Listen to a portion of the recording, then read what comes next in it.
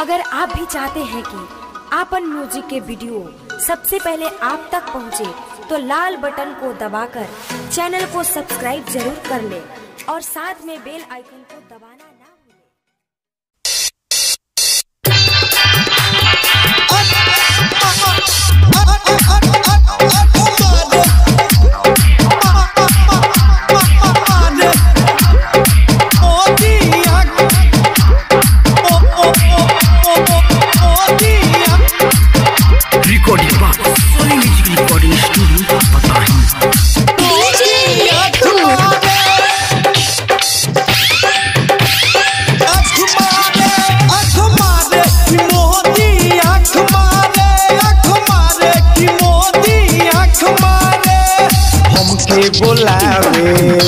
बोलावे कमल देखावे कहेला यही बटन दबावे आ हमके जितावे कि मोदी आँख मारे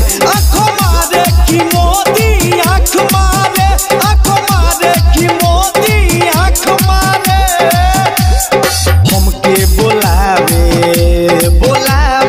कमल देखावे कहेला यही बटन दबावे आ हमके जितावे कि मोदी आँख मारे कि मोदी आँख मारे कि मोदी आँख मारे।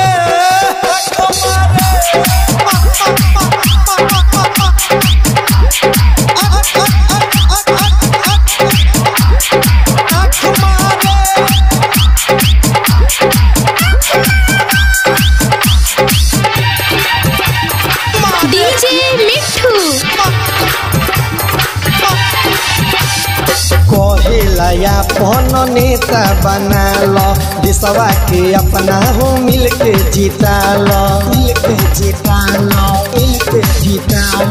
कहेला अपन नेता बना लो देशवा के अपना तू मिलके जीता लो। सब कहेला अपन नेता बना लो अपन देशवा के मिलके जीता लो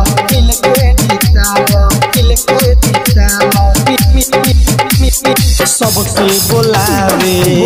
बोलावे कमल देखावे फुलवे पकहेला बटन दबावे हमके जितावे कि मोदी आँख मारे कि मोदी आँख मारे कि मोदी